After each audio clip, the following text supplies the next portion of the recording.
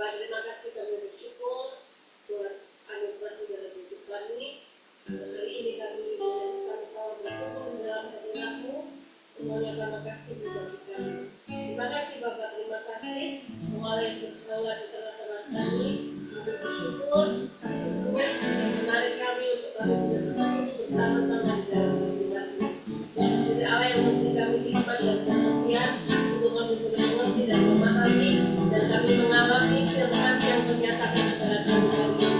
Terima kasih Bapak, kami bersyukur kami memulai persetujuan kami malam hari ini dalam nama Tuhan Yesus. Haleluya, amin.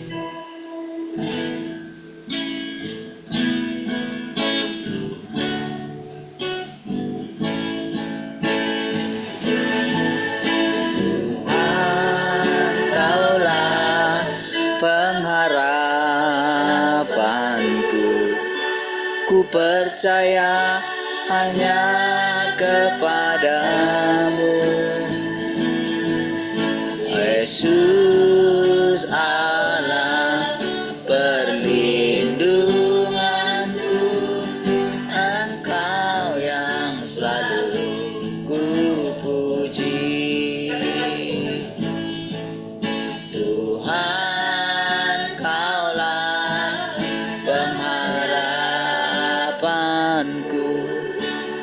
percaya hanya kepadamu, Yesus Allah perlindunganku, Engkau yang selalu kupuji.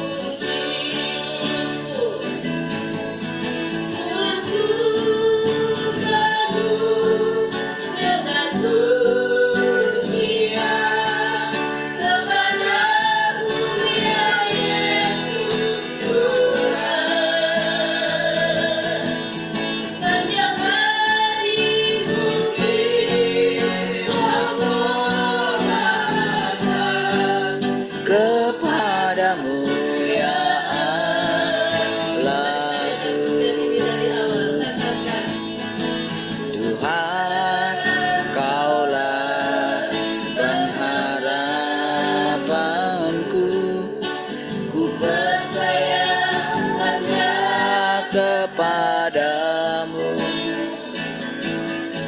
Yesus Allah perlindunganku, Engkau yang selalu.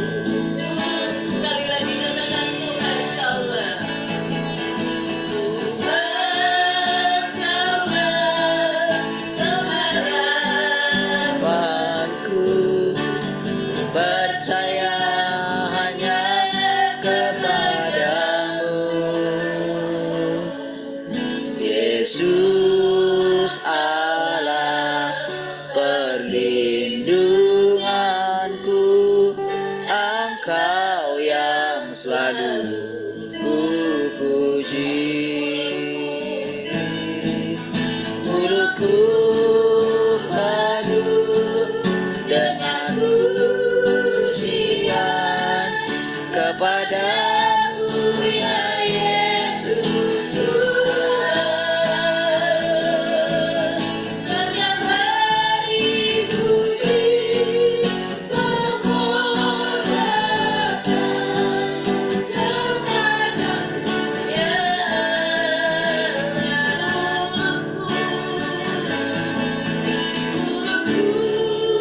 Penuh dengan pujian kepadamu ya Yesus Tuhan. Sepanjang hari ku beri penghormatan kepadamu ya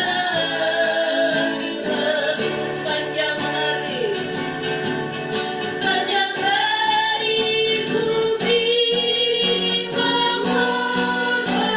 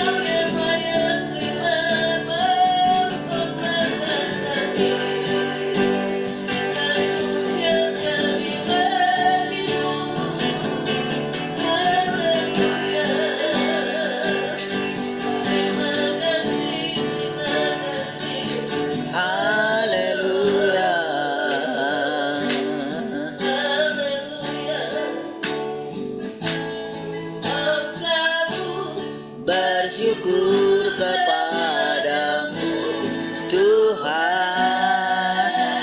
Anugerahmu mempesonaku.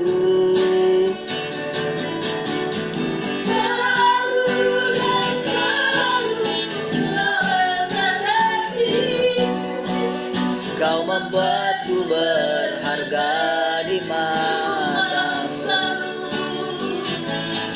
Mau selalu bersyukur kepadamu Tuhan. Anugerahmu mempesonaku. Selalu dan selalu Kau angkat hatiku. Kau membuatku berharga di matamu. Mari kita naikkan pujian ini dari awal. Katakan, Tuhan, Kau sungguh besar. Tuhan, Kau sungguh besar. Karyamu sungguh ajaib, Tuhan. Sungguh ajaib. Tiada hentinya ku mengagumi. Sungguh Kau ajaib. Sekali lagi katakan, Tuhan. Tuhan, Kau sungguh besar. Karyamu sungguh ajaib. Tiada hentinya ku mengagumi. Sungguh Kau ajaib. Ku mau selalu bersyukur kepadamu Tuhan. Anugerahmu mempesonaku. Selalu dan selalu Kau angkat hatiku. Kau membuatku berharga di matamu. Ku berharga. Ku berharga di matamu Tuhan. Anugerahmu Cukup bagiku. ku berharga di Matamu Tuhan. Anugerahmu cukup bagiku. Berharga. ku berharga di matamu Tuhan. Anugerahmu cukup bagi kami. Anugerahmu cukup bagiku. Ku berharga di Matamu Tuhan. Anugerahmu cukup baik. Mari angkat tangan kita, katakan, ku mau selalu bersyukur kepadamu Tuhan. Anugerahmu pesona-Mu. selalu dan selalu Kau angkat hatiku. Kau membuatku berharga. Ku mau selalu bersyukur kepadamu Tuhan. Tak hanya kemuliaan kami mengucap syukur atas karunia yang mulia atas hidup kami ya Tuhan. Selalu dan selalu Kau angkat hatiku. Kau membuatku berharga. Kami lagi katakan, ku mau selalu bersyukur kepadamu Tuhan. Anugerahmu pesona. selalu dan selalu kau angkat hatiku, kau membuatku berharga di matamu selalu dan selalu. Selalu dan selalu kau angkat hatiku, kau membuatku berharga di matamu. Selalu dan selalu kau angkat hatiku, kau membuatku berharga di matamu. Kau membuatku berharga di matamu. Kau membuatku berharga di matamu.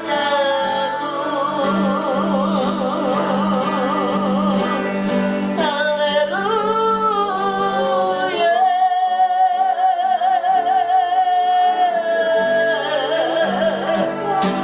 Kau membuat kami berharga. Terima kasih, terima kasih. Kami bersyukur, kami bersyukur atas karya-Mu yang mulia dalam hidup kami. Terima kasih Tuhan, Kau sangat baik, Kau amat baik. Terima kasih buat kesabaran-Mu, terima kasih buat kesetiaan-Mu. Terima kasih buat kasih-Mu yang tak ada hentinya mengalir dalam kami. Terima kasih Tuhan, kami bersyukur. Terima kasih. Haleluya. Tiada alasan bagi kami untuk tidak memuji Engkau Tuhan. Ketika kami mengingat karya-Mu yang mulia dalam hidup kami, tiada hentinya kami mengucap syukur. Tiada hentinya kami bersyukur, memuji-muji Engkau atas karya-Mu yang nyata atas hidup kami. Terima kasih, Engkau Allah yang baik, Engkau Allah yang setia, Engkau Allah yang sabar,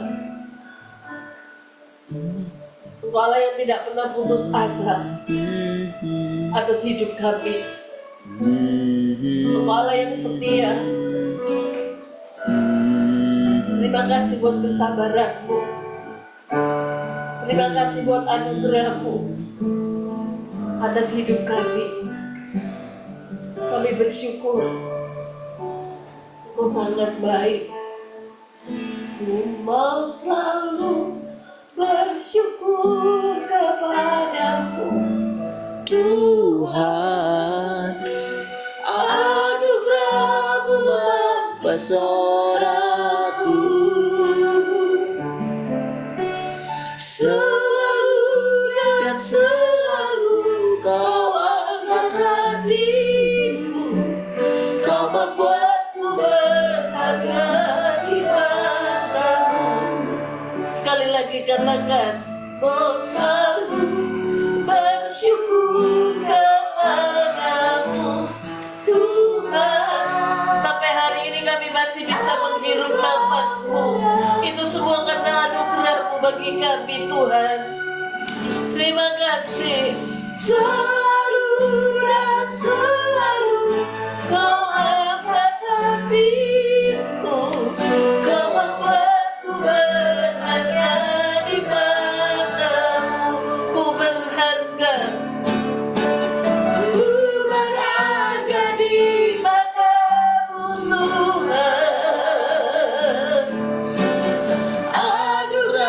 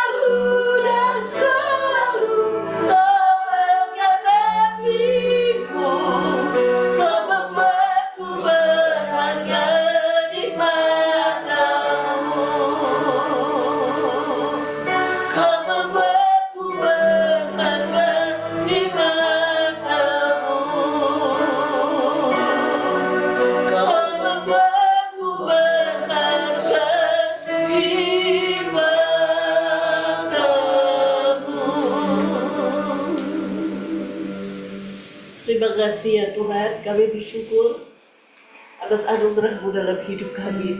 Terima kasih buat pilihan-Mu bagi kami. Dari sekian banyak orang, Engkau Allah yang telah memilih kami, untuk kami boleh mengalami Engkau Allah yang nyata, untuk kami boleh menerima Engkau, Tuhan yang sedang datang di antara kami, menyatakan diri-Mu lewat firman-Mu. Kami bersyukur buat anugerah-Mu yang Kau nyatakan atas hidup kami. Terima kasih Bapa, terima kasih.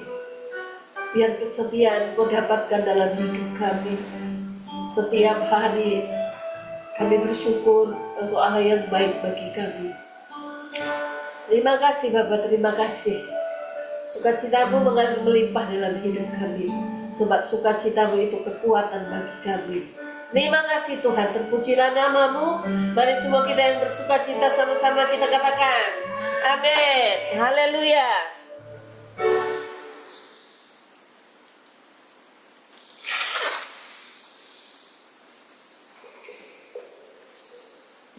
Haleluya, Tuhanlah kekuatan dan mazmurku. Oke.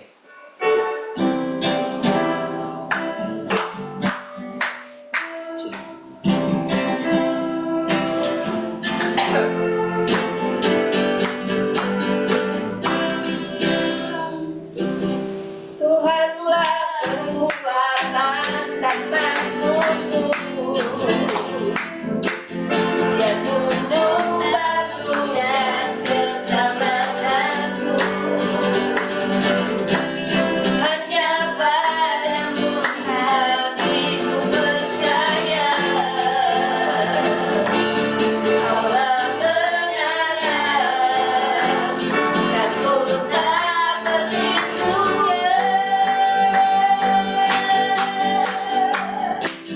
Kurang selalu bersyukur, sebab cinta-Mu padaku takkan pernah berubah.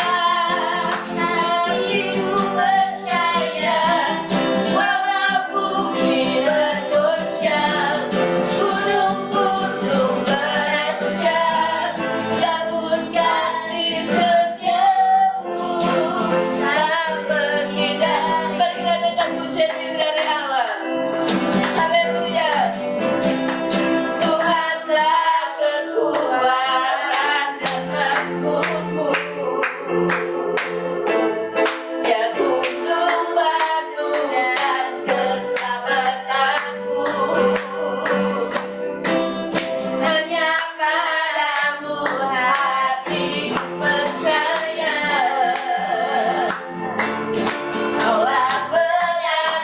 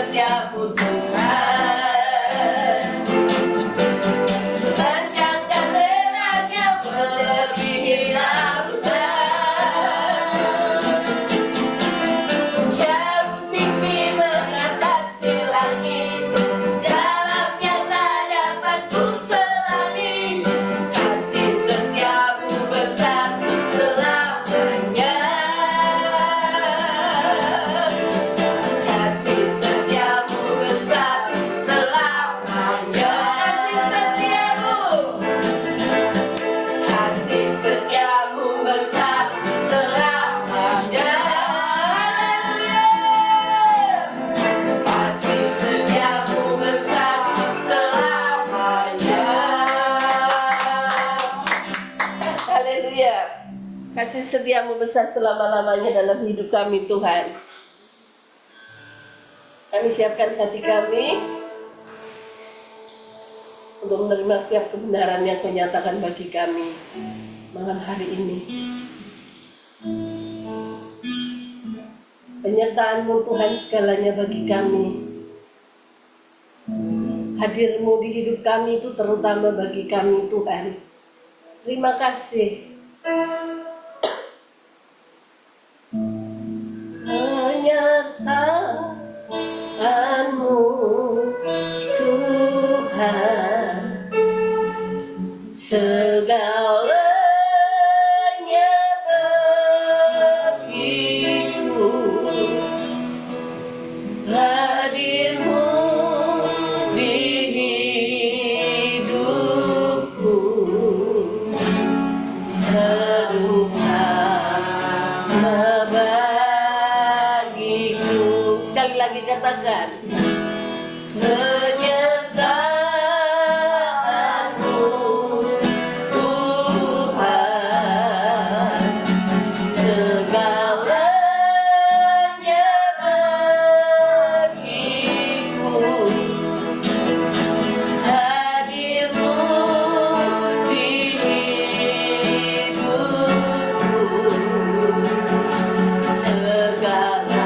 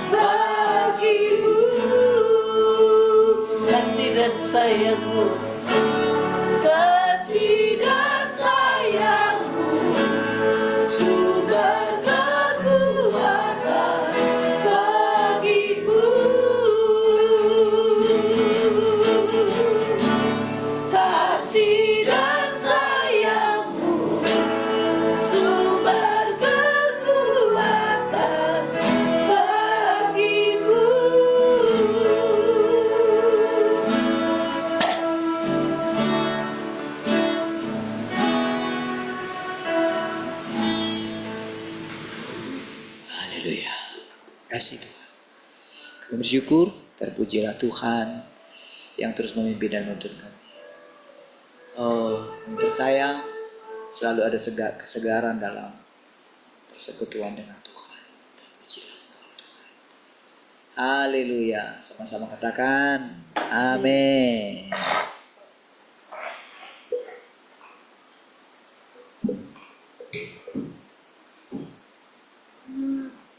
Haleluya. Satu. Mana mukanya pada nggak kelihatan?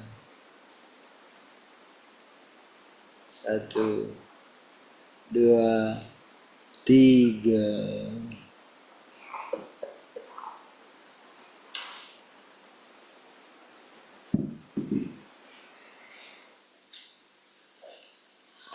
Baik, puji Tuhan semua.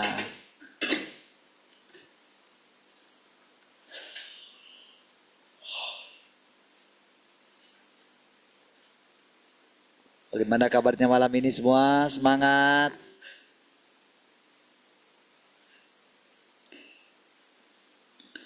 Yang di Mangsang, apa kabarnya? Shalom Julita. Shalom. Dalam Gak kedengaran? dalam Kuat suaranya. dalam jemaah Bagus. Salam juga. dalam Shalom yang di Malang.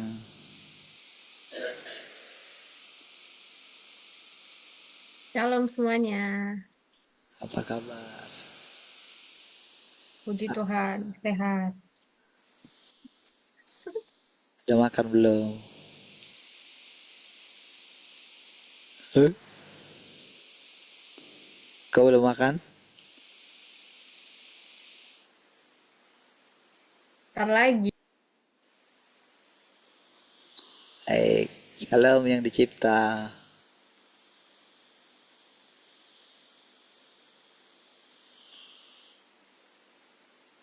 Shalom semuanya.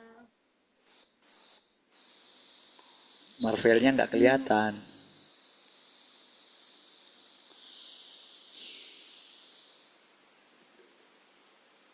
Mana Marvelnya? Tidurnya? Tidur, Pak. Capaian dari mana sih Marvel? Sekolah enggak. Shalom, siapa lagi? Tante Heni. Shalom semuanya, selamat malam. Shalom keluarga Glory.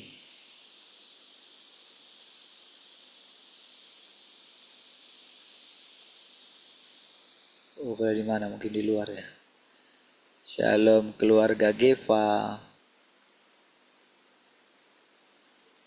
Shalom. dalam tulang Sudah mati belum? sudah tulang Sudah makan belum?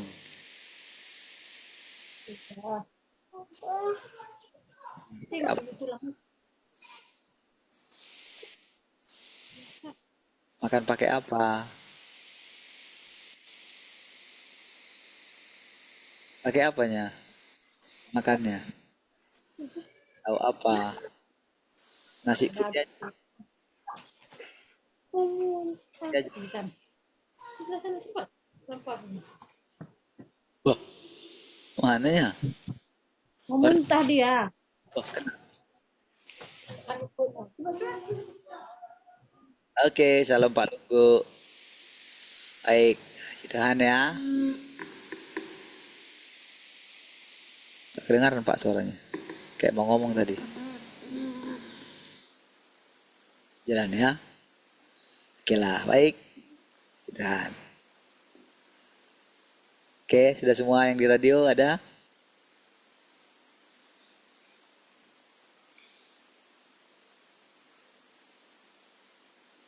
Nggak ada.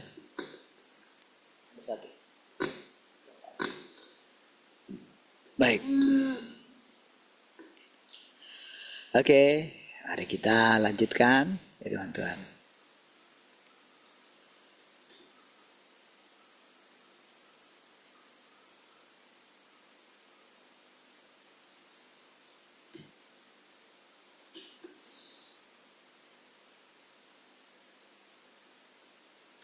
Mungkin mereka semua tertidur pulas, mungkin banyak yang terjaga dengan waspada sambil menunggu, dan mungkin banyak yang sedang berdoa dalam hati kepada Tuhan di sorga. Namun di antara sekian banyak orang ini tak seorang pun mengetahui bahwa Tuhan telah tiba di bumi. Kenapa tidak mengetahui, saudara? Karena kesalahan pengertian tentang kedatangan Tuhan itu, saudara. Sebetulnya masalahnya di situ.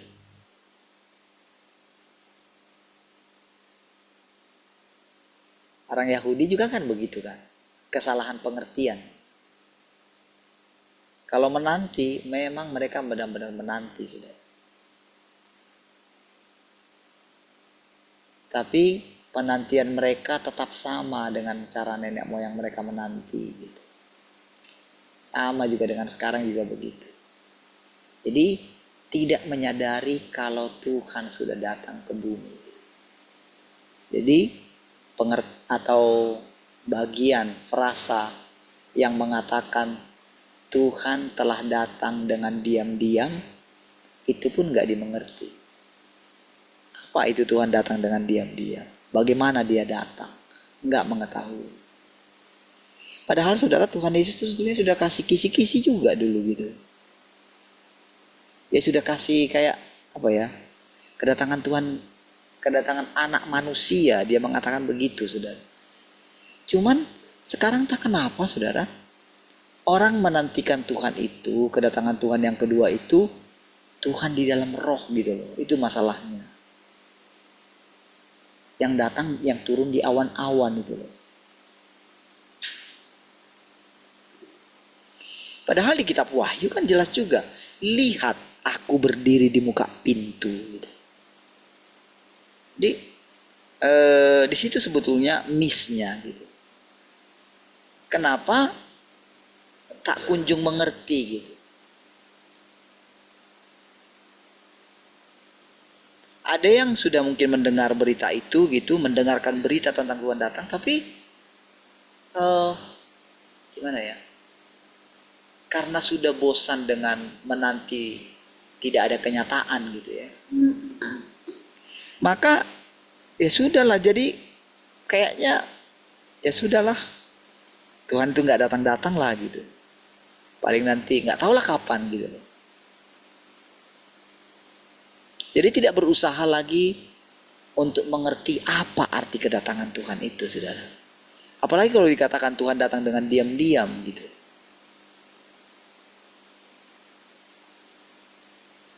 Nah, saudara, ketika Tuhan itu ketika Tuhan baru pertama kali lahir ya, Tuhan Yesus ya, kan pada waktu itu kan Simeon aja bisa mengetahui kalau itulah Mesias itu gitu loh, masih bayi padahal gitu. Kan terjadi setelah itu, saudara, kan mungkin orang tuanya juga atau Maria juga apa ya maksudnya gitu. Terus kalau anak saya ini Mesias kok nggak ada tanda-tandanya, gimana gitu. Makanya sekali dites sama dia yang perjamuan di Kana itu, saudara gitu. Karena dia sudah mulai melihat dewasa ya Yesusnya gitu ya. Makanya ya udah sekalian aja dipancingnya gitu. Dibilangin aja sama orang itu. Pokoknya apa yang dia minta, disuruh kalian lakukan aja katanya gitu. Mereka butuh anggur gitu. Nah, jadi saudara, kedatangan Tuhan yang pertama itu pun misteri kan.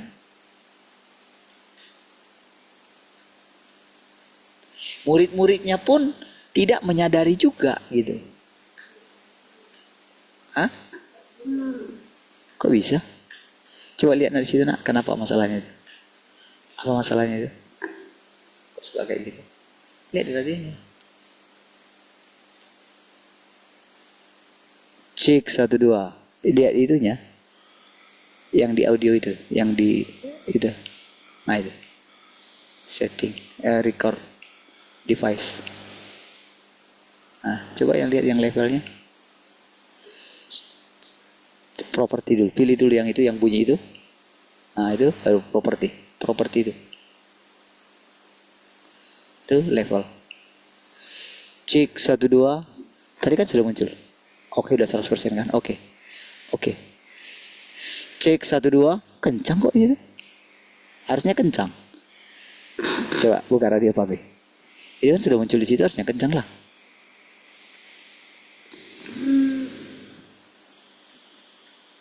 Cek 1 2. Berarti punya Mbak Tian yang gak kencang. Cek 1 2. Oke ya, di sini sudah kita dengarkan kencang. Oke, baik saudara, mari kita coba lanjutkan lagi ya.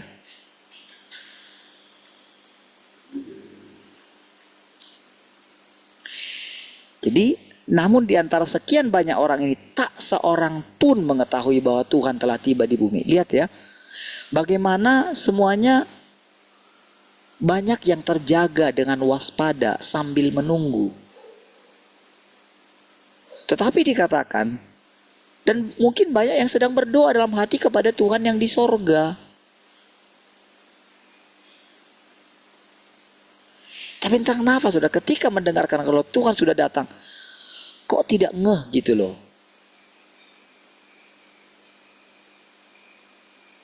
Kok langsung mengatakan, kenapa langsung mengatakan sesat gitu? Di situ masalahnya. Padahal saudara, kalau mereka menyelidiki dengan hati yang tulus, dengan hati yang murni, pasti mereka akan berjumpa dengan Tuhan itu. Seperti saya katakan sama saudara, kita kan tidak pernah punya hubungan dengan yang ada di Tiongkok gitu. Ketika pertama kali Tuhan lahir di Tiongkok,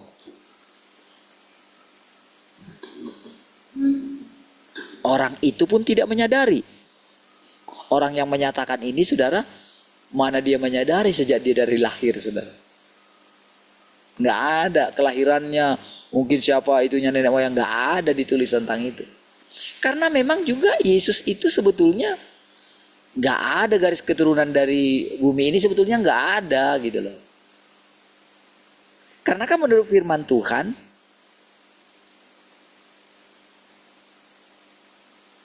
Maria mengandung dari Roh Kudus gitu loh. Jadi dia memang bukan dari dunia ini, itu jelas. Tetapi mengenai yang ini saudara, ini juga kan sebetulnya nggak jelas. Makanya dikatakan tidak ada yang menyadarinya. Tetapi kenapa saudara? Kita boleh mulai melihat kedatangan Tuhan yang kedua kali itu saudara. Kenapa kita boleh bersekutu setiap hari saudara? Dan saya tahu saudara, semakin hari semakin nyata.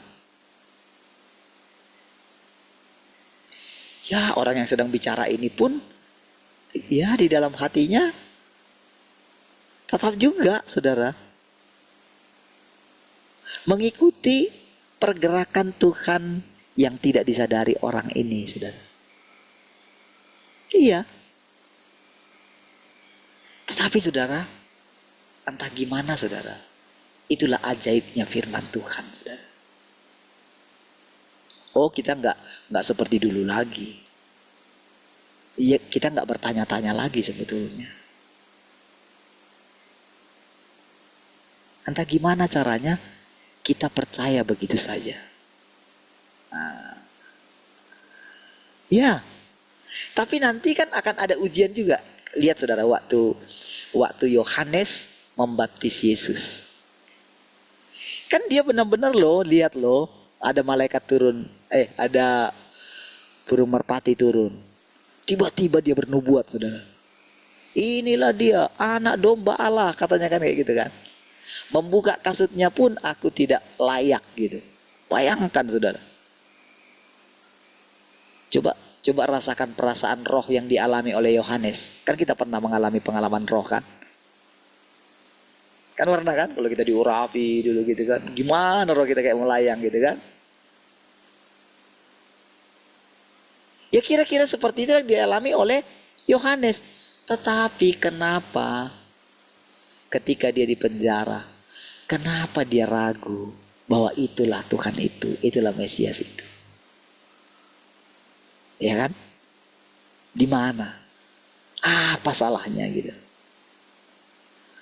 Nah, jadi saudara, ketika sekarang ini saudara kita mulai dengan yakin gitu ya, bahwa Tuhan sedang ada di antara kita. Dan dia datang dengan apa ya? Dengan cara yang tiba-tiba. Ingat bagaimana Tuhan ketika menampakkan diri kepada murid-muridnya ketika dia bangkit dari antara orang mati. Itu kan hanya dicatat 40 hari, dicatat lalu dia naik ke surga gitu kan. Tapi kan mereka benar-benar tidak bisa memprediksi. Tuhan itu tidak hadir setiap hari, saudara. Tiba-tiba saja gitu. Dan setiap kali penampakan itu, coba lihat. Di sana ada bagian yang mengatakan begini. Mereka tidak berani bertanya, apakah dia itu?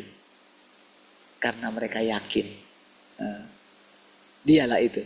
Berarti kan sebetulnya kan dari penampilannya berarti setiap hari tidak sama. Setiap kali Tuhan menampakkan diri tidak sama. Nah, karena Thomas minta kalau aku nggak mencucukkan jariku ke lambungnya,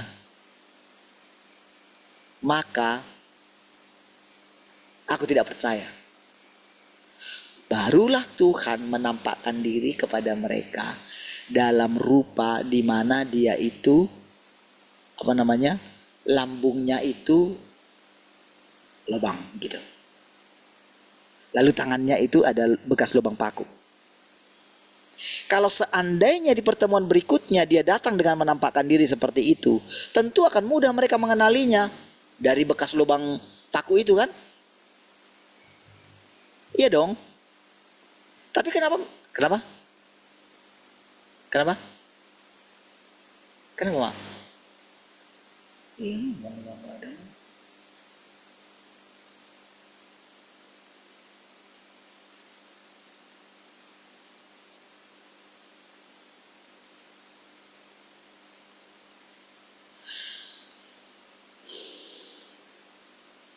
Jadi seandainya pada waktu itu kan kelihatan kan dari tangannya kalau misalnya lagi datang gitu kan. Pasti kan yang akan dilihat itu. Tangannya yang pasti kan kelihatan lah. Orang masih segar kok, masih baru ini. Kalau memang itu tandanya. Itu kan karena Thomas bilang kalau aku tidak mencucukkan jariku ke tangannya, ke lambungnya, maka aku tidak percaya kalau itulah dia. Maka disitulah Tuhan menampakkan diri sesuai dengan permintaannya dengan tangan yang berlubang paku itu. Tetapi kenapa di berikutnya dalam 2 perjalanan ke Emmaus itu, saudara? Kenapa mereka tidak melihat tangannya? Apa ditutupin sama Tuhan gitu? Kenapa kan beda di situ kan? Nah, disitulah sebetulnya kita itu mulai harus begini. Jangan memprediksi Tuhan gitu, dengan tampilan-tampilan sebelumnya. Makanya kan kalau saudara dengar kemarin kesaksian dari Pak Gembala kita yang ibu itu meninggal gitu kan. Katanya kan ibu itu kan cari-cari pegang tangan si ibu siapa itu ya. Pegang-pegang katanya tangannya. Karena sebelumnya sudah pernah mau mati, Tapi yang jemput dia itu bukan malaikat Tuhan gitu. Makanya pas waktu yang terakhir itu dia cari, dia pegang tangannya katanya. Tangan daripada ibu yang mendampingi dia. Oh mungkin Pak Gembala kita bilang, oh mungkin dia sedang mencari apakah itu Tuhan Yesus yang menjemput dia, kan gitu kan.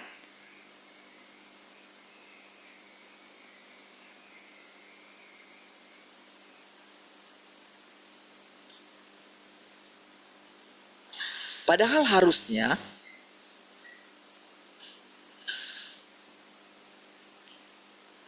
saudara, pekerjaan di masa lampau itu saudara, seperti dikatakan dalam firman Tuhan, jejaknya itu sebetulnya sudah dihapus gitu. Karena kalau pikiran kita masih di sana, kita tidak akan bisa berjalan ke depan.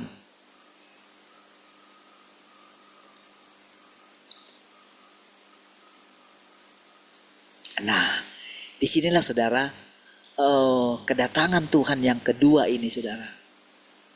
Saudara harus selalu menyelidiki hati saudara. Apakah hati saudara selalu baru setiap hari? Ya.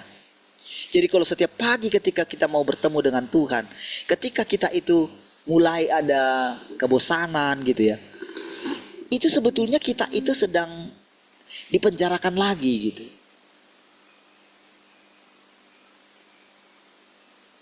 Saudara, firman Tuhan itu tidak pernah salah ketika dia bilang orang yang menanti-nantikan Tuhan akan mendapatkan kekuatan yang baru setiap hari. Artinya sebetulnya menantikan kedatangan Tuhan itu apa ya?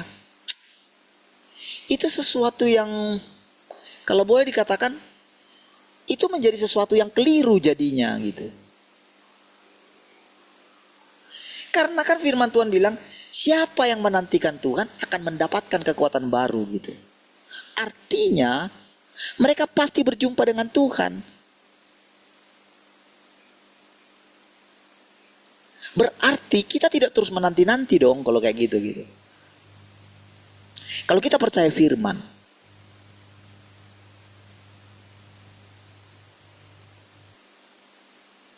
kita akan cepat melupakan diri kita.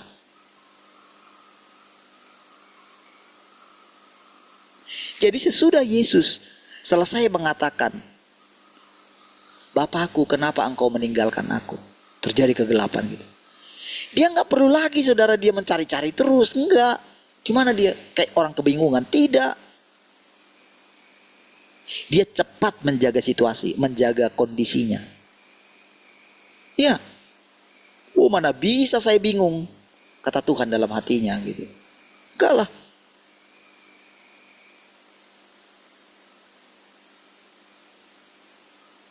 Kepadamu kuserahkan nyawaku. Sudah. Oh dia nggak perlu bertahan gitu, nggak perlu bingung. Harusnya kan dalam keadaan itu kan kalau kita lihat kan, Eloa, Eloa, di mana engkau? Kenapa engkau tinggalkan aku? Di mana engkau? Harusnya kan itu bingung kan? Tapi kita berapa lama kita bingung, saudara?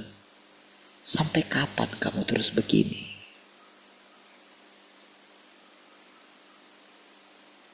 Oh saudara, itu entah sudah berapa kali Tuhan bilang sama saya gitu. Tetap pertanyaan itu berulang. Sampai suatu saat dia bilang, bisakah kamu datang kepadaku tanpa bawa masalah? Oh, begitu ya? Oke. Gitu saudara. Jadi lihat saudara.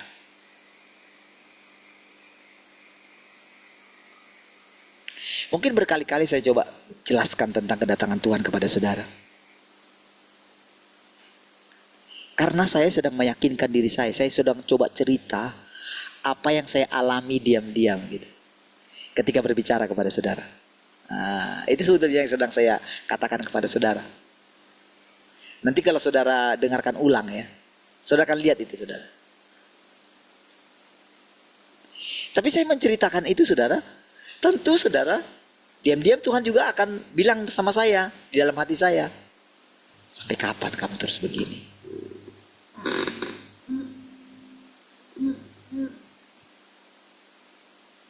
Bukankah kamu tahu aku itu misteri? Apakah kamu terus perlu membangkitkan imanmu gitu? Bukankah dengan seperti itu nanti kamu jangan-jangan kamu sadar, jangan-jangan kamulah Tuhan itu. Oh, itu bahaya. Walaupun ada saatnya, tapi engkau tidak perlu mengetahui masa dan waktunya. Kapan itu akan terjadi? Cukup kamu ngomong saja.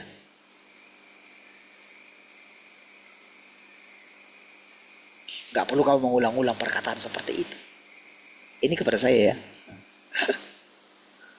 Gak perlu kamu mengulang-ulang.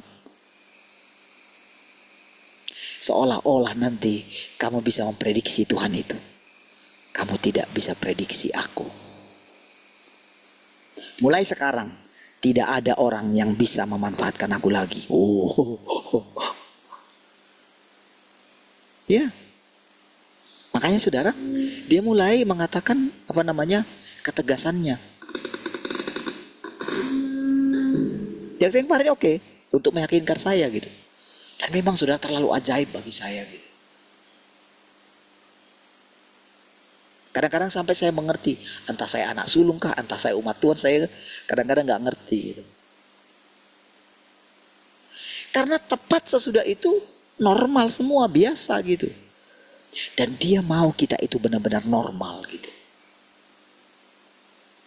Jadi ketika Tuhan ada di antara kita supaya benar-benar normal,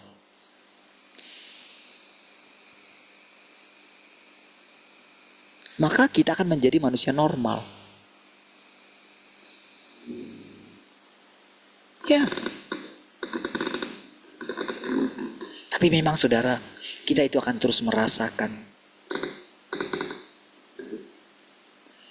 Kita akan terus merasakan seperti ada aliran-aliran air hidup yang mengalir dalam tubuh kita ini. Gitu. Tubuh kita ini saudara itu punya kelemahan saudara. Karena dia daging gitu. Iya.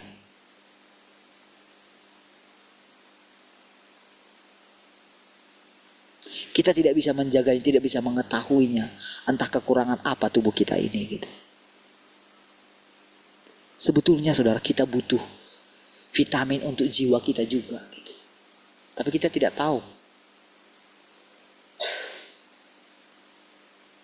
Saudara, ada yang lagi viral itu saya.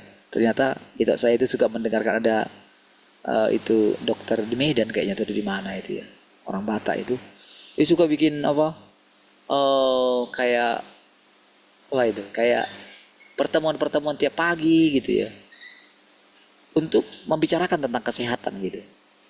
Jadi orang-orang itu suka tolong disapa dong gitu ya di media sosial gitu. Setiap pagi saudara, mereka curhat tentang kesehatannya gitu ya. Dan itu cukup rileks itu perbincangan mereka itu. Tapi intinya bagaimana supaya mereka itu menikmati hidup, sudahlah gitu. Nikmatilah hidup ini. Itu dokter itu saudara. Yamin. Saudara, ketika kita bersekutu dengan Tuhan, ketika kita dengan iman, kadang kita tidak tahu kondisi kita itu bagaimana. Tapi setiap kali saudara memalingkan diri saudara kepada Tuhan, saudara akan merasakan kesegaran yang baru setiap hari. Ingat ya, baru setiap hari. Tak sama dengan yang kemarin. Kalau saudara mengerti jalan masuk ini saudara, ini jalan masuk saudara. Untuk mengalami pekerjaan Tuhan. Untuk mengalami apa sebetulnya Tuhan itu. Memang saudara mesti catat dalam hati saudara. Tuhan itu tidak bisa kita prediksi. Di masa yang lampau saudara kita sudah memprediksi Tuhan. Dan kita coba membuat ciri-ciri Tuhan. Ciri-ciri suara Tuhan kayak gini gitu. Tuhan selalu buat kejutan demi kejutan. Iya.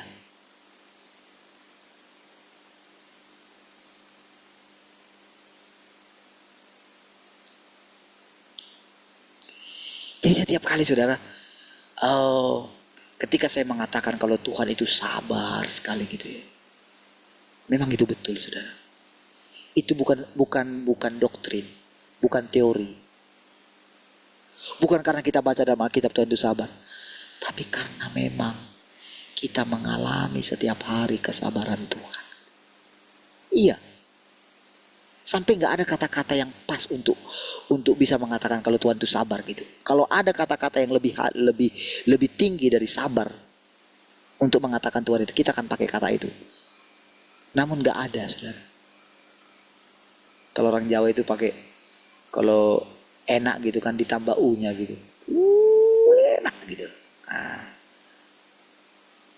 kalau bilang Tuhan itu sabar kali gitu. Nah gitu. Kalau orang Batak nggak punya kayak gitu.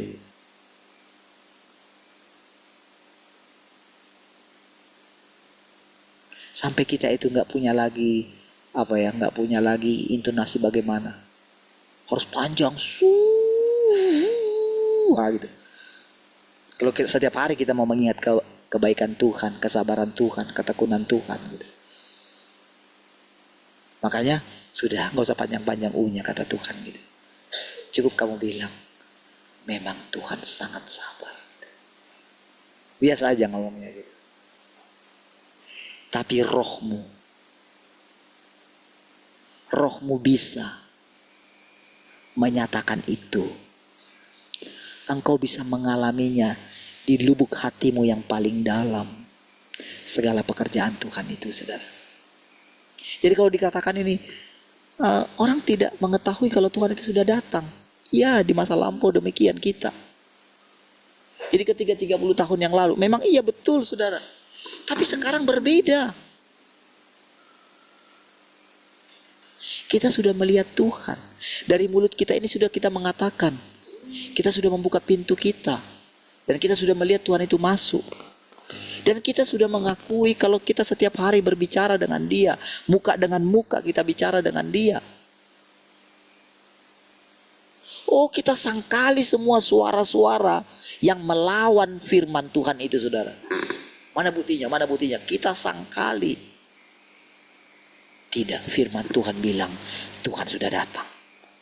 Waktu kita berani menerima kalau Tuhan Yesus sudah pernah datang dulu 2000 tahun yang lalu menebus dosa kita. Bukankah itu keselamatan kita dulu, saudara?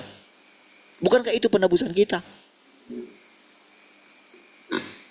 Apa kita pernah lihat Tuhan Yesus disalib?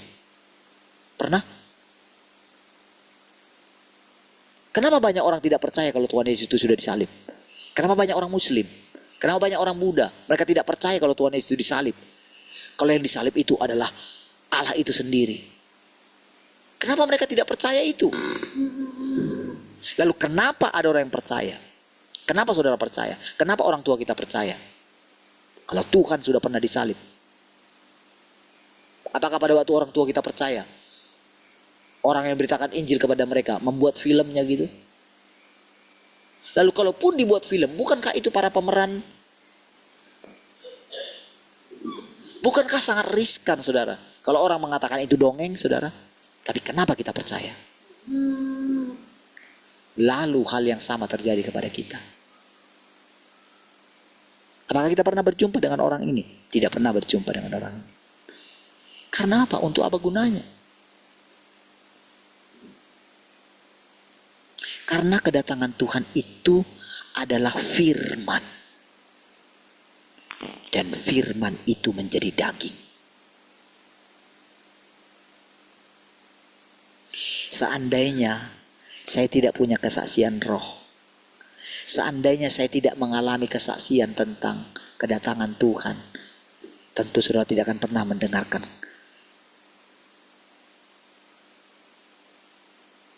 Ya. Kalau Tuhan tidak mengatakan, jangan takut Parlin, akulah perisaimu. Itu firman Tuhan yang membuat saya berani. Kok saya yakin kalau itu Tuhan? Bukankah perkataan itu pernah dikatakan kepada Abraham? Lalu kenapa saya percaya? Itulah yang sering saya ceritakan kepada saudara. Tentang pengalaman-pengalaman. Sampai pengalaman itu bukan lagi pengalaman kayak pewahyuan yang dulu, saudara. Dulu kalau kita dapat pewahyuan rasanya, saudara, kayak roh kita itu melayang. Iya kan? Wah, kalau saya ingat dulu itu, saudara, kalau sudah berbahasa roh gitu. Ya. Tapi sekarang, saudara, dia ajarin kita. Shh, katanya. Jangan bilang-bilang, katanya. Itu kepada murid-muridnya. Tapi sekarang, yang saya heran itu, saudara, ketika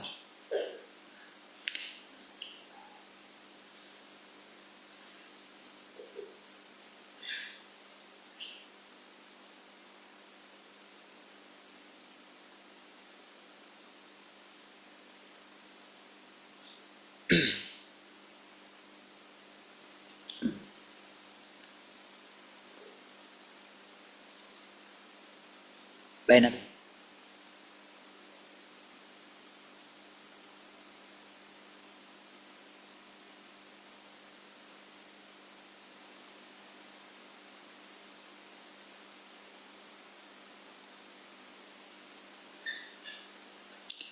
Oke. Kenapa, saudara, pada waktu Tuhan bawa mereka ke gunung kemuliaan, saudara? Ya kan? Ketika wajah Tuhan itu berubah itu. Kan Tuhan pesan sama mereka, jangan bilang-bilang. Tahu nggak, saudara? Sampai Tuhan Yesus naik ke surga, mereka tidak bilang-bilang itu, saudara, kepada orang-orang lain. Itu hebat, saudara. Hebat sekali mereka menjaga rahasia. Tapi sekarang ini, saudara, kedatangan Tuhan itu akan diberitakan dengan jelas, dengan gamblang. Ya. Seperti dikatakan saudara sebelumnya, saudara. Tak ada yang dipercayai dia. Ya. Dia sangat hati-hati. Ketika manusia ini, saudara, kan dia kenal siapa ini manusia ini. Dia kenal siapa saya. Dia tahu.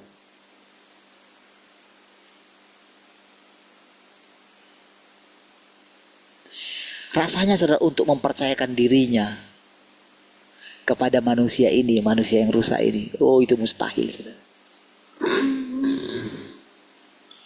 Jadi dia memiliki langkah iman, saudara, untuk bisa mempercayakan dirinya. Makanya, saudara, dia kan siap, saudara, mengatakan kepada Adam itu. Dia bisa kasih di situ. Dia kasih tunjuk di situ pohonnya. Ya. Sebetulnya dengan mengatakan larangan itu, sebetulnya tersirat, suatu saat kamu akan memakan ini. Suatu saat manusia akan makan ini. Tapi aku kasih tahu kamu ya, jangan makan buah ini, nanti kamu mati.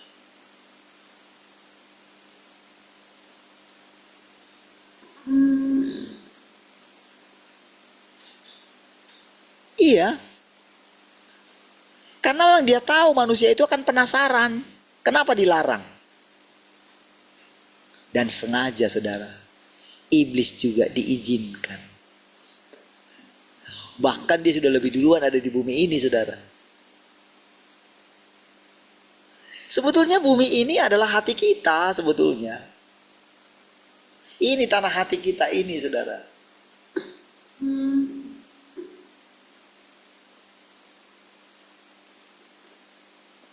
Walaupun, saudara, daging saudara itu sampel dari bumi ini, saudara. Tapi, saudara, itu sudah bisa membuktikan. Sudah bisa membuktikan kalau bumi ini adalah daging kita. Daging kita adalah bumi ini, saudara. Jadi kalau kita mau bisa membayangkan keadaan itu, Taman Eden itu, ada Taman Eden dalam hati kita. Kita sedang dikembalikan ke Taman Eden itu, saudara. Iya.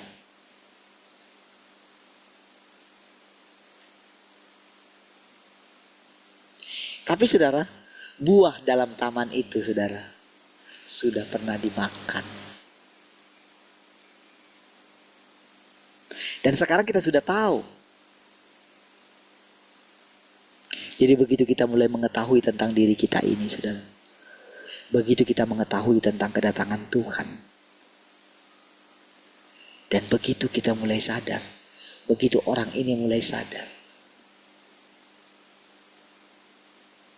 bahwa Tuhan sudah datang di dalam daging, justru di situ berhati-hatinya. Tapi tahukah saudara? Karena Tuhan sudah pernah benar-benar menjadi manusia dan dia menang, maka kita pun pasti menang. Makanya dia selalu katakan, jangan takut. Maka engkau harus memasuki, harus mengetahui. Ada nanti pelajaran tentang visi dan pekerjaan. Ada pelajaran pekerjaan dan jalan masuk. Wah, ada banyak sekali saudara firman Tuhan di sini yang rasanya itu kalau dulu saudara. Lihatlah khotbah sekarang, paling itu mengkhotbahkan apa? Tema khotbah kita hari ini, kesabaran. Bayangin saudara, selama nanti 1 jam khotbah cuman berbicara mengenai kesabaran, satu kata. Yuk. Terus bagaimana kalau sukacita lagi? Jadi kalau ketemu cuma tiap 1 minggu saudara, hanya membahas 9 buah roh, itu bisa 1 bulan lebih atau 2 bulan.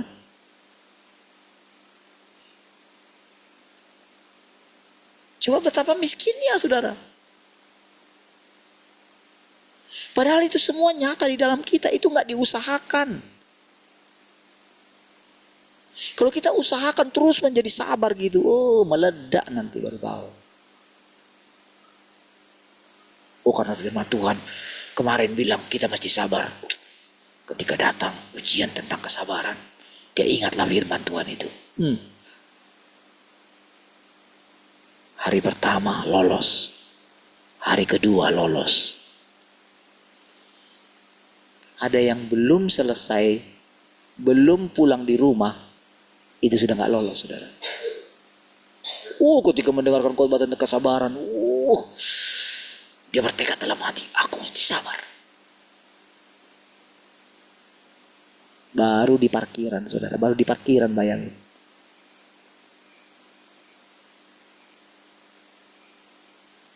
Baru di parkiran, dia sudah tidak bisa menjaga kesabarannya. Dia sudah emosi tingkat dewa. Lupa semua firman, belum sampai di rumah. Belum mengucap syukur di rumah, baru di parkiran.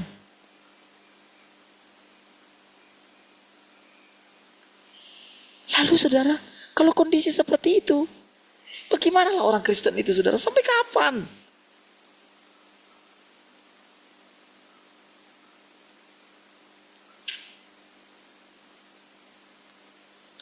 Saudara, kalau kita mendengarkan firman Tuhan terus, jangan tunggu kapan buahnya muncul.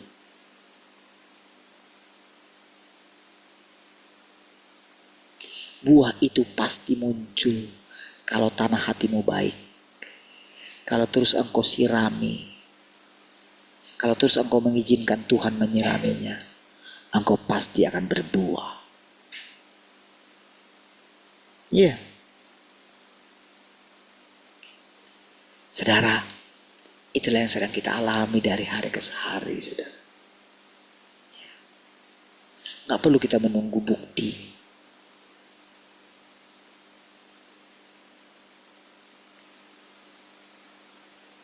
Kita akan melihat Tuhan itu menyatakan dirinya tanpa kita sadari.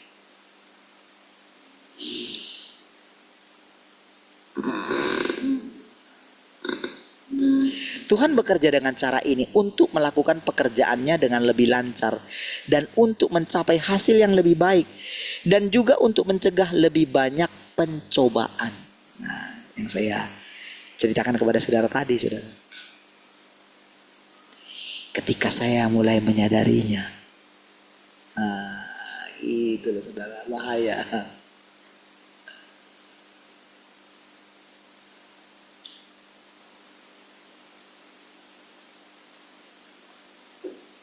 Makanya saudara, pelajaran yang sangat penting bagi kita, tetaplah menjadi manusia normal gitu.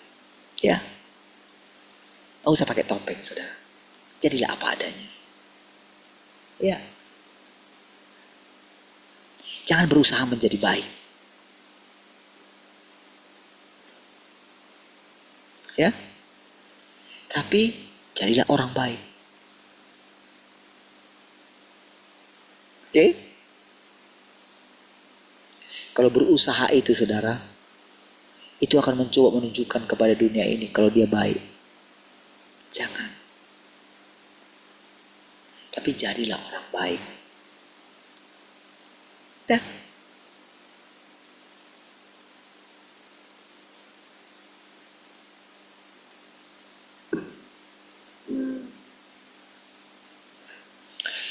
Ketika Tuhan mengatakan,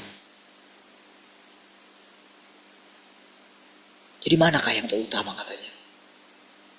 Kata ahli Taurat kepada dia, kasihilah Tuhan Allahmu dengan segenap hatimu, dengan segenap jiwamu, dengan segenap kekuatanmu. Kasihilah juga sesamamu. Itulah hukum yang terutama. Terdiam saudara si ahli Taurat itu. Karena di dalam semua hukum itu sudah ada hukum Tuhan.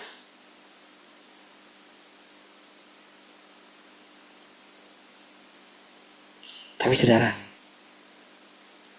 apakah firman Tuhan cuma itu? Setelah mendengar itu saudara, si ahli Taurat itu, ya dia puas, tapi apakah dia mengikut Tuhan? Tidak.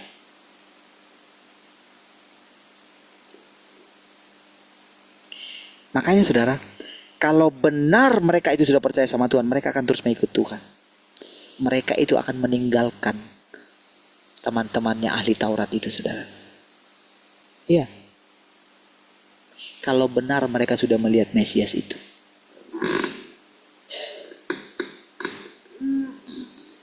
Oh, pengujian terjadi saudara. Murid-murid sendiri pun saudara bingung kok. Bayangkan Thomas yang benar-benar Tuhan sudah bilang sama dia, kemana aku pergi kamu tahu jalan ke situ. Manalah kami tahu Tuhan. Itu kan sebelum Yesus disalibkan itu saudara. Tuhan sudah bilang sama dia kan, kemana aku pergi kamu tahu jalan ke situ. Lalu selanjutnya, kamu tunjukkanlah guru Tuhan sama kami, Bapa itu sama kami. Kalau engkau lihat aku, engkau sudah lihat Bapa. Tapi kenapa mereka ketika Yesus disalibkan, ketika Yesus sudah dikuburkan, kenapa Thomas tidak percaya kalau Tuhan itu akan bangkit?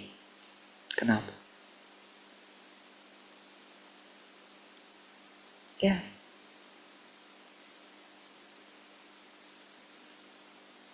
Sekarang ini saudara, kita sudah menerima kedatangan Tuhan yang kedua kali.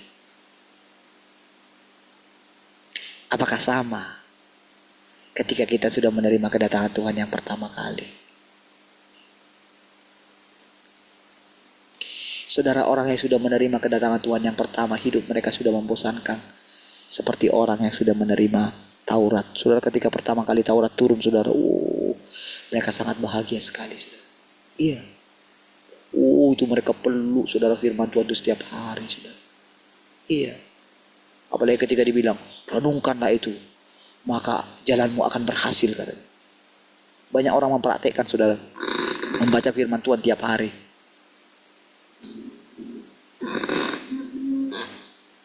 Bahkan saudara di agama seberang saudara, itu ditugaskan saudara, orang-orang pesantren itu saudara, dengan mereka mengirimkan berapa gitu kan, nanti anak-anak pesantren sudah bacakan Al-Quran untuk kalian, katanya gitu. Wah, kalian akan mendapatkan upahnya. Wih. Tapi banyak yang melakukan ini sudah baca firman Tuhan dan hidup mereka berhasil. Nah, saudara, si pemuda yang kaya itu karena dia melakukan Taurat dan mencintai Taurat, maka apa yang dilakukannya, bisnisnya berhasil, saudara. Iya, itu betul. Tapi kenapa? Di mana rasa bahagianya itu? Kenapa dia pulang dengan hati yang sangat sedih? Padahal yang di depan dia adalah Mesias. Sama, saudara. Lihat betapa sebetulnya orang-orang itu sudah mencapai apa yang mereka capai ketika mereka percaya kepada Tuhan Yesus. Apalagi yang belum mereka capai. Tapi di mana kebahagiaan mereka semua? Para hamba Tuhan kalau saudara lihat, wah, bisa mengatakan betapa hebat mungkin. Tapi jauh di lubuk hati mereka yang paling dalam, mereka adalah orang-orang yang paling malang. Karena sebentar lagi mereka akan mati, tapi mereka nggak tahu kemana mereka akan pergi. Hanya iman di dada.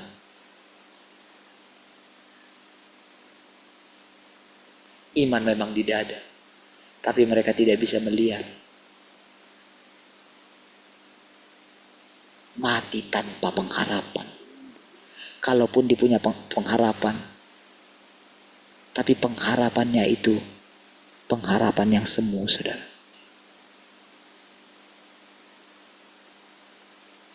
Apakah saudara punya pengharapan yang semu sekarang? Kalau engkau punya pengharapan yang semu, perbaiki jalan masuk. Temukan seperti yang saya katakan kepada saudara. Lakukan. Berperkaralah dengan Tuhan, saudara. Ambillah waktu. Panggillah Tuhan. Lalu percayailah kalau benar-benar Tuhan telah menuntun engkau sampai dengan hari ini. Dan engkau benar-benar anak yang paling dikasihinya. Ya. Itu tidak pernah berubah. Tidak pernah berubah. Gak ada yang bisa. Kejahatan kita gak bisa mengubah kasih Tuhan itu, saudara.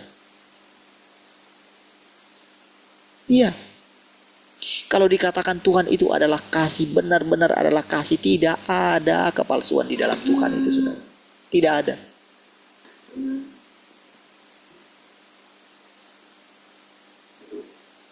Pengalaman kita yang buruk tidak bisa membuktikan kalau Tuhan itu tidak baik. Nggak bisa.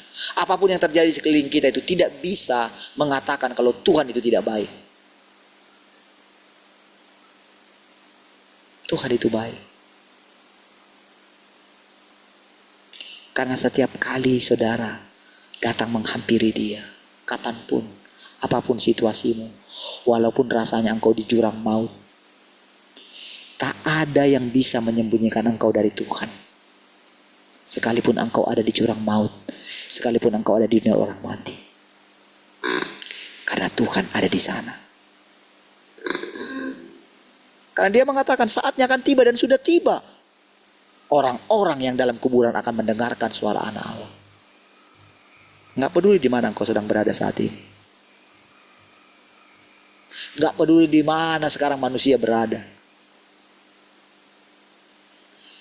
Kalau dia mulai meresponi panggilan roh Tuhan di dalam dirinya, maka dia pasti akan kembali ke jalan yang benar. Tapi syaratnya, dia harus berani datang dengan iman kepada Tuhan. Dia harus punya hati yang tulus. Dia harus punya hati yang suci. Karena hanya yang punya hati yang suci lah yang akan melihat Allah. Ya, hanya itu kuncinya. Kuncinya bukan di Tuhan, kuncinya di orang itu. Ya. Makanya setiap kali saudara kita itu datang tiap pagi datang kepada Tuhan, saya sering mengatakan kepada saudara, ayo gitu, paksalah diri.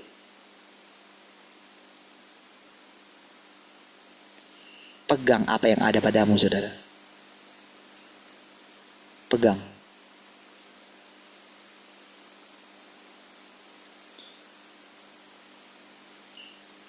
Saudara,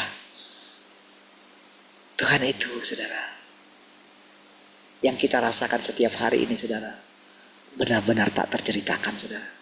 Saya harus katakan itu berulang-ulang kepada saudara. Memang benar begitu adanya. Makanya saudara, setiap kali ada orang yang datang kepada Tuhan Yesus itu saudara ya, setiap kali saudara,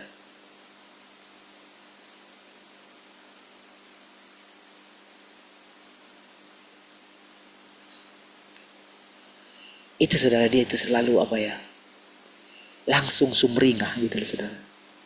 Tuhan Yesus, saudara perhatikan, tak ada yang membuatnya itu lebih berbahagia daripada ketika orang mulai bertanya kepada dia.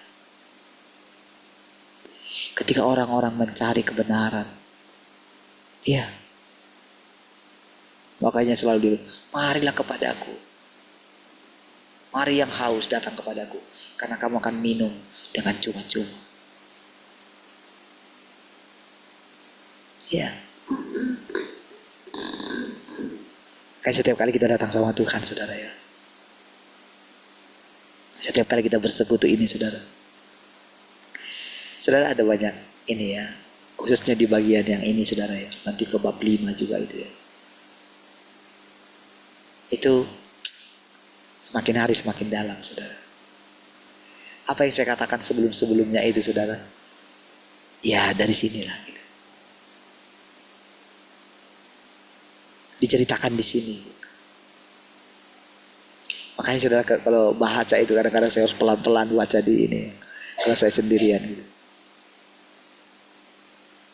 Kadang saya nggak berani lanjut gitu, karena saya mau menikmati apa yang mau dinyatakan Tuhan di dalam roh saya gitu.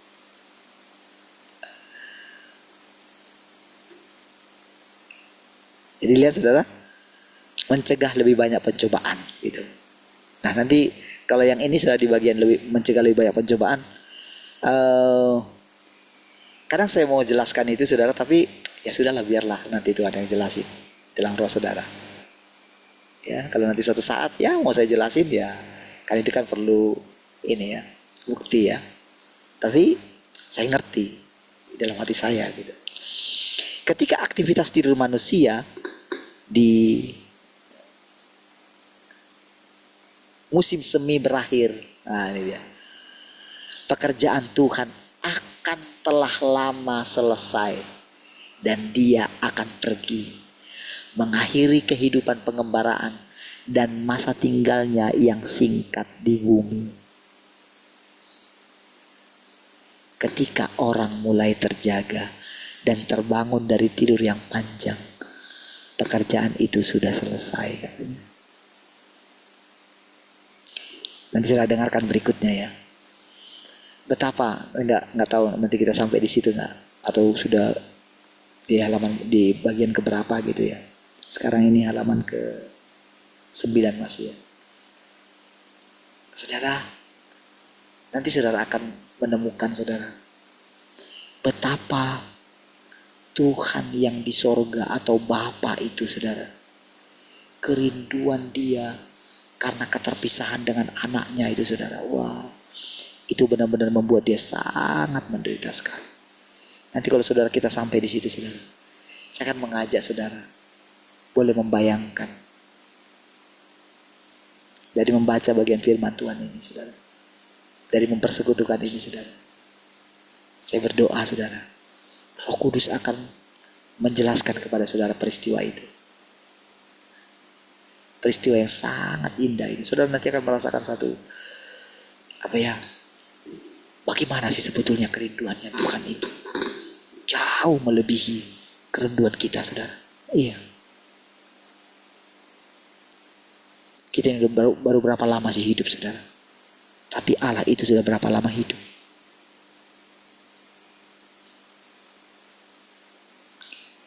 Dia hanya bisa ceritakan ketika perumpamaan tentang anak bungsu yang hilang itu. Dia punya fasilitas untuk mencari si anak yang bungsu ini, saudara. Dia bisa kirim siapa untuk memanggil dia, untuk memata-matai keadaan dia. Tapi dia tidak melakukan itu, saudara. Dia hanya menunggu dengan penuh kerinduan. Oh, saudara gak ngerti, saudara. Di bagian itu kita gak mengerti. Jadi perumpamaan itu saudara, perumpamaan yang sangat, sebetulnya yang sangat luar biasa daripada hati Allah. Makanya saudara, setiap kali Tuhan bercerita, walaupun perumpamaan saudara pikir itu dalam sekali, saudara. Jauh lebih dalam daripada pengajaran ahli-ahli Taurat. Walaupun ahli Taurat itu hebat, pakai bahasa asli. Tapi setiap kali yang saudara dengar di tempat ini, saudara, itu jauh nilainya daripada apa yang diajarkan oleh para pengajar-pengajar hebat itu. Mereka tidak punya kehidupan, saudara. Nampaknya aja mereka punya kehidupan. Di dalam mereka penuh dengan kekosongan. Karena mereka belum mengalami perjumpaan dengan Tuhan yang datang kedua kali. Mungkin mereka sudah mengalami perjumpaan dengan Tuhan, tapi Tuhan di masa lalu. Itu berhala, saudara. Karena mereka sudah membuat Tuhan itu mati, berhenti hanya di situ. Iya, itu berhala. Walaupun mereka menyebutnya Yesus, itu berhala. Makanya Tuhan bilang, aku tidak mengenal kamu, karena aku tidak pernah mengenal kamu. Engkau hanya mengenal aku ketika aku masih SMA. Yang sekarang engkau tidak mengenal aku. Kira-kira Tuhan ngomong begitu, saudara? Ya, engkau hanya terpesona dengan reuni-reuni, dengan kenangan-kenangan ketika kita masih SMA. Gitu tuh. Makanya Tuhan bilang, aku tidak kenal kamu. Kamu itu pembuat kejahatan.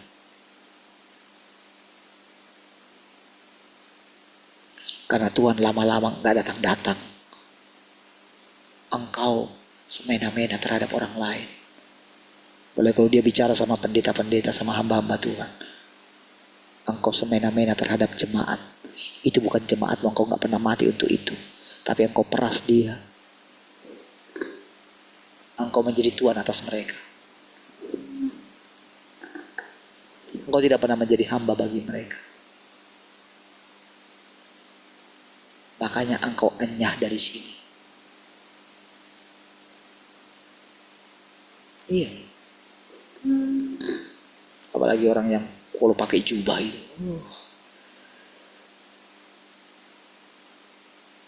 Makanya sudah di akhir hidup daripada orang-orang itu, saudara. Mungkin sudah acara penguburan mereka itu mungkin heboh gitu.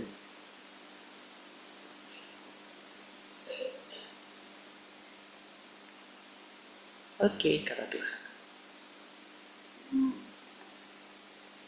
Apakah kematianku dulu seperti itu? Lihat. Oh, mungkin penguburanmu dihadiri oleh ribuan orang. Satu patah kata saja cukup untuk memisahkan engkau dari aku. Aku tidak mengenal kamu. Hanya. Oh, saudara tahu gak, saudara?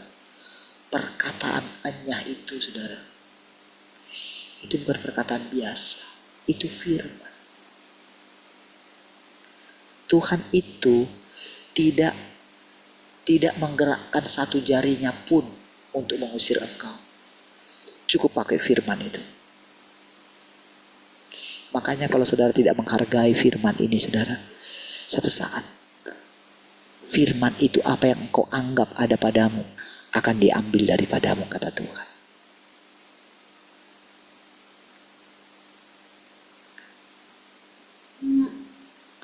Orang yang mengerti jalan masuk akan sangat menghargai firman ini. Ya. Wah, ada banyak sekali sudah cerita dalam firman ini. Ada lagi yang kemarin kita itu bercerita mengenai yang perumpamaan tentang pohon lah, tentang apa itu ya. Itu kan ada dalam sekali. Tapi ada banyak sekali sudah. Rasanya nggak habis-habis kalau sudah baca.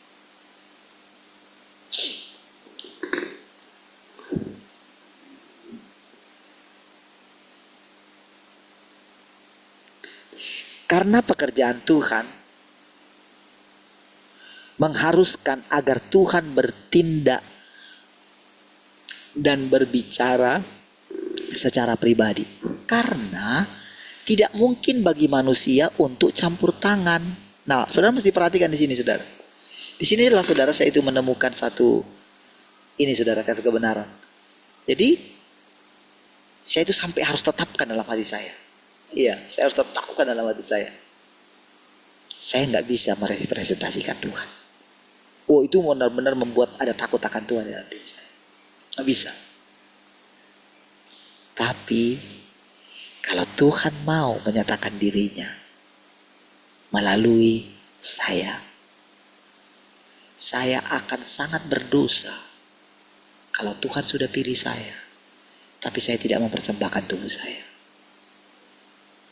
Saya akan tetapkan dalam hati saya akan sangat dimurkai, lebih dari murkanya kepada Musa,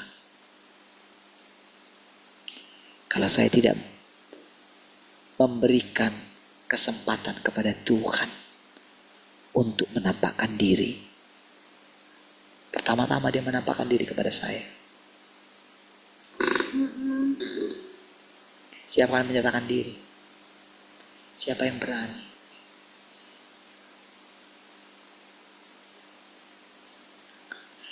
Manusia tidak mampu menggantikan pekerjaan Tuhan.